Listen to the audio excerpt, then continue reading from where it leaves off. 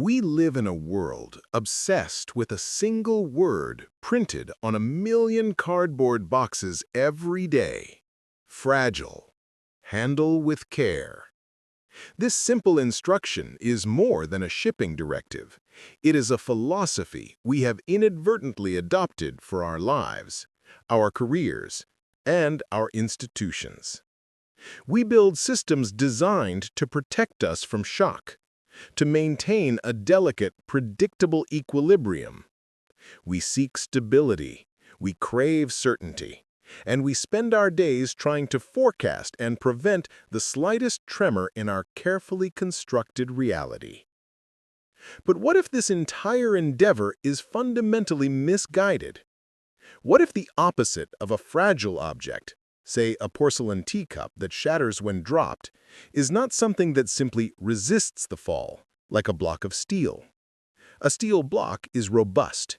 It endures the shock, unchanged. But is mere endurance the highest state we can aspire to?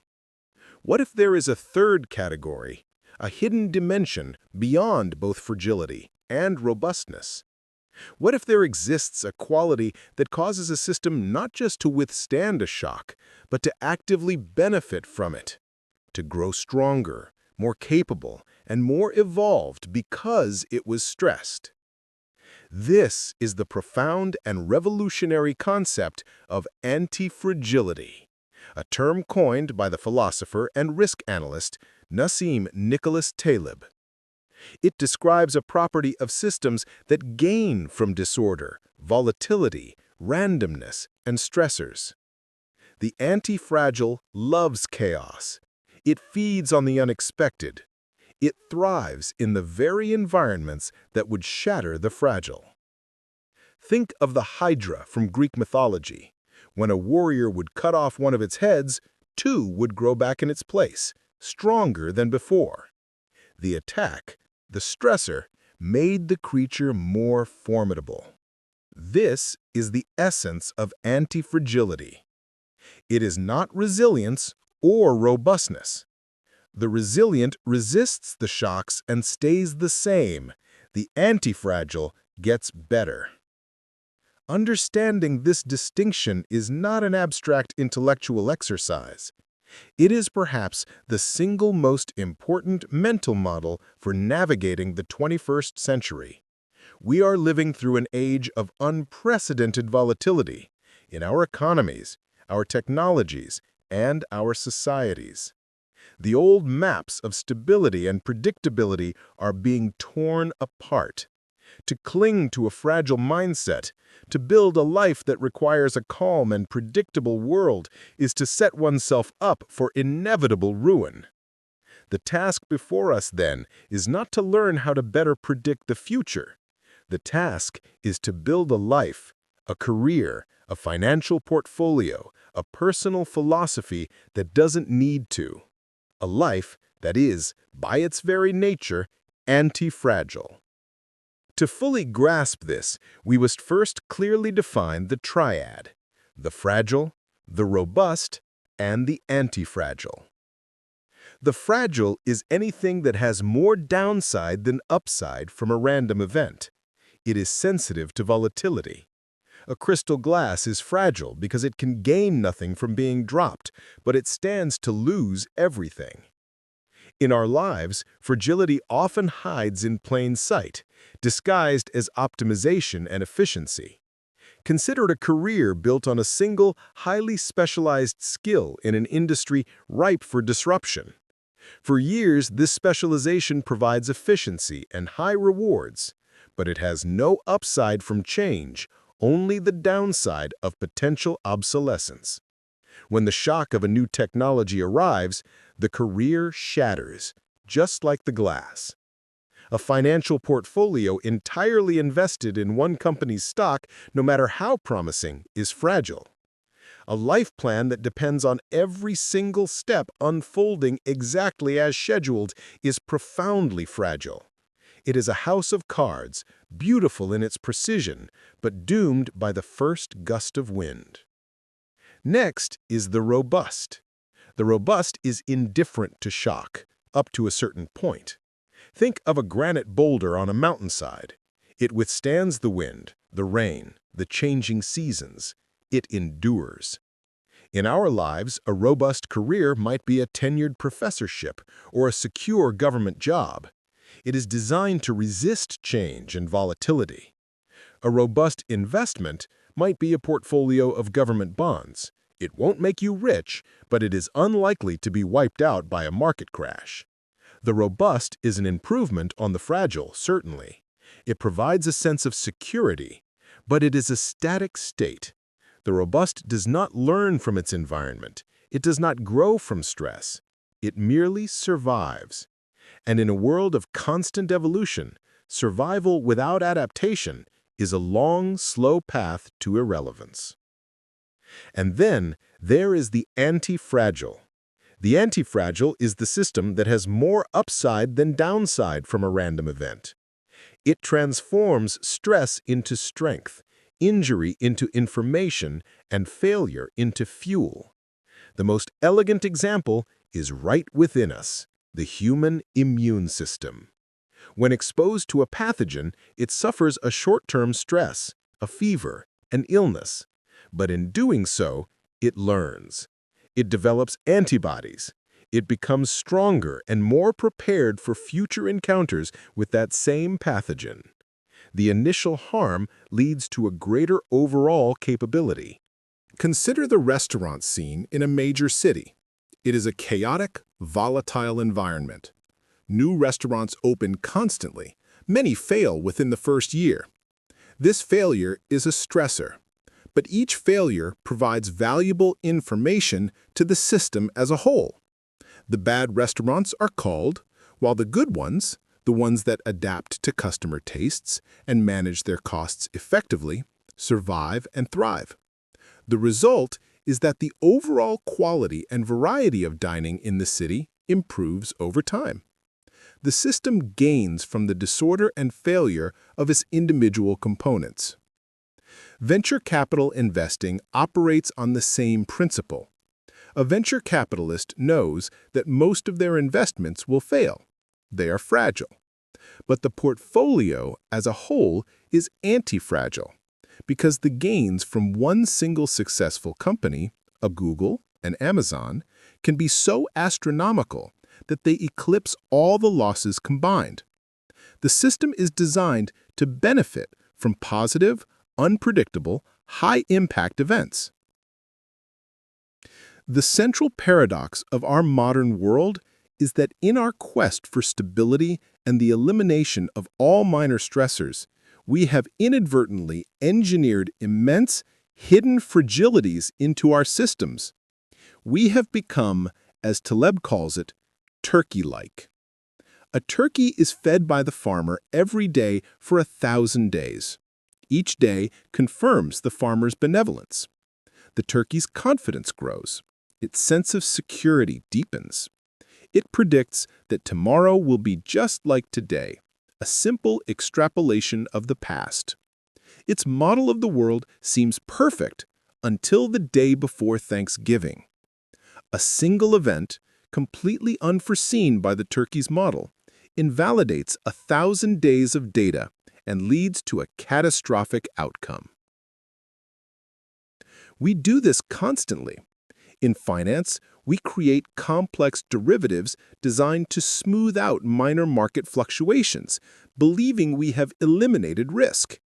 But this complexity hides the potential for a black swan event, a rare, high-impact, and unpredictable shock like the 2008 financial crisis that can cause the entire system to collapse. We have traded 1,000 small, manageable risks for one unseen, fatal one. In our personal lives, we often do the same. The parent who shields their child from every scraped knee, every small failure, every disappointment, is not creating a strong child. They are creating a fragile one. A child who has never learned to cope with minor setbacks will be utterly unprepared for the inevitable, major adversities of adult life. By removing the small, informative stressors that build resilience and adaptability, we make them vulnerable to being shattered by the first real shock. The muscle that is never exercised atrophies. The immune system that is never challenged weakens. The person who never faces adversity does not grow. So, the critical question becomes, how do we escape this trap? How do we move away from a life of fragility and begin to cultivate anti-fragility in our own existence? It is not about seeking out chaos for its own sake, but about structuring our lives in such a way that we are positioned to gain from the inherent uncertainty of the world. This can be applied across three key domains: our careers, our finances, and our mindset. First, let's consider the anti-fragile career. A fragile career is one defined by hyper-specialization in a single domain with a single employer and a linear, predictable path. This person is the turkey. They are optimized for the present, but extremely vulnerable to unforeseen changes in their industry. The anti-fragile career, in contrast, is built on a foundation of optionality. This means cultivating a skill stack rather than a single expertise. Instead of being the best in the world at one narrow thing, aim to be in the top 25% in 2 or 3 different complementary skills. A software engineer who also develops excellent communication skills and a basic understanding of marketing is far less fragile than an engineer who only knows how to code.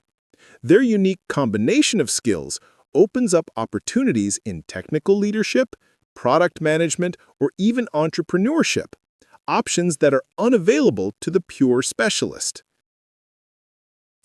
Building an anti-fragile career also means embracing tinkering and side projects. These are low-risk, high-optionality experiments. Your main job provides your robust base of income, but your side project, a blog, a small e-commerce store, a consulting gig, is your anti-fragile engine. Many may go nowhere, generating small, harmless losses of time and effort.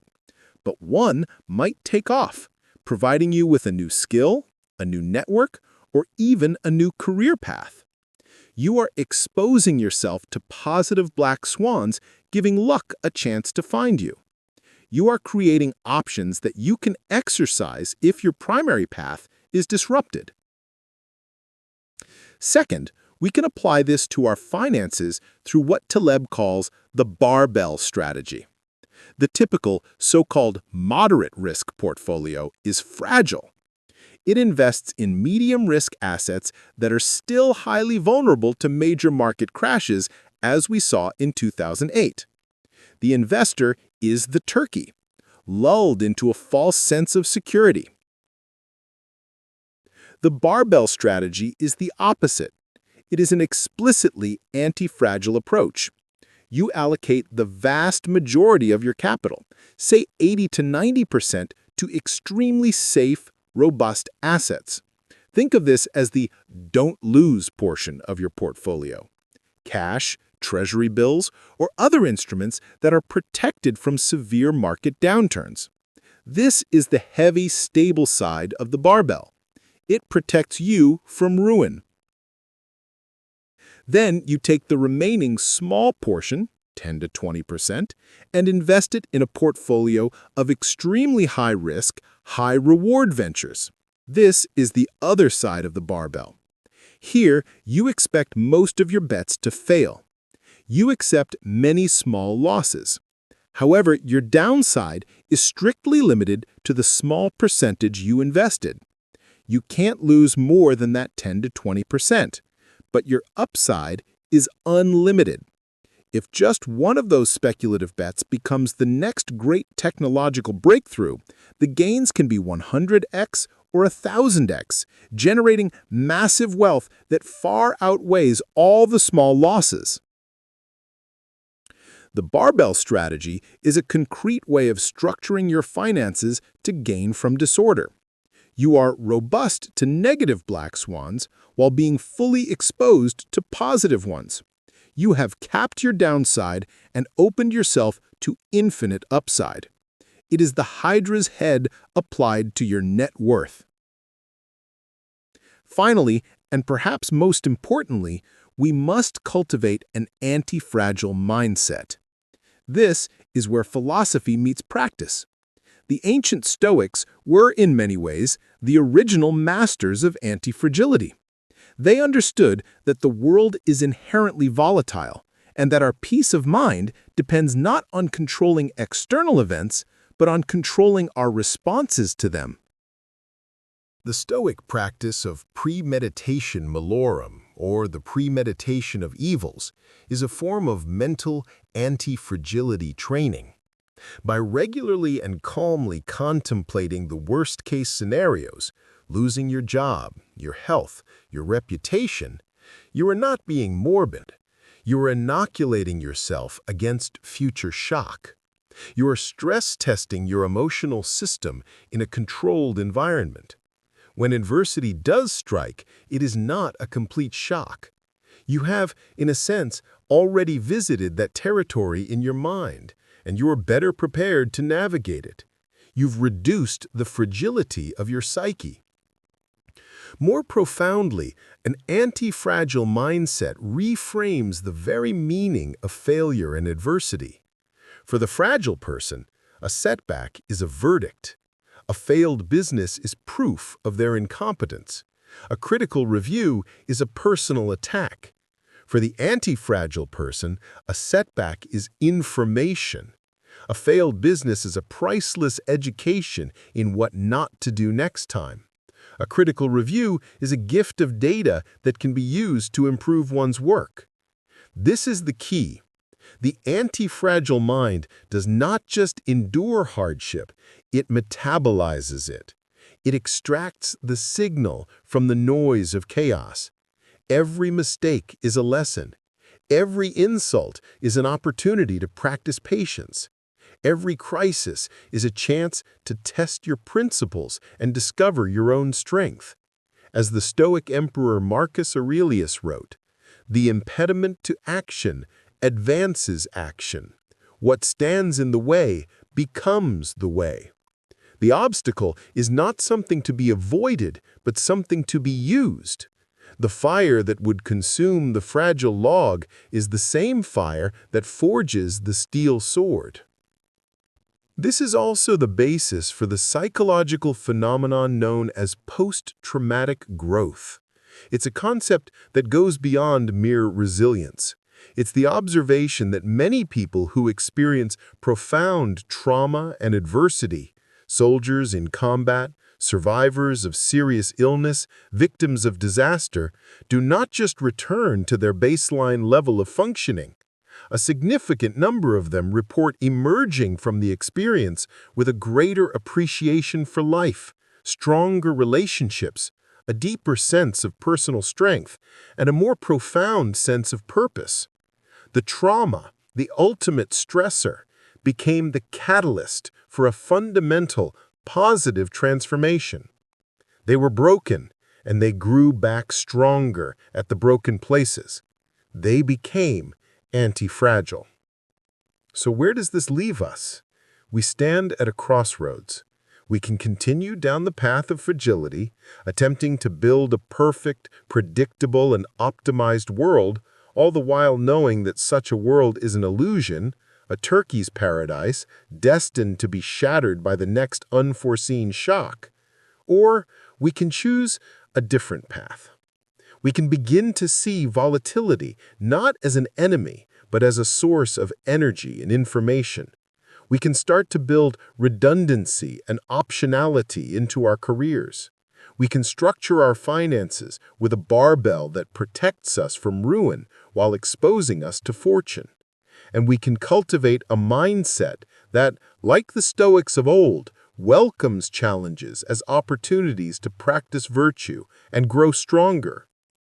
Consider the forest ecosystem after a fire. On the surface, it is an image of pure destruction. Fragile trees are turned to ash. But this is a superficial view. The fire is a necessary stressor. It clears away the dead underbrush, allowing sunlight to reach the forest floor. The ash enriches the soil with nutrients.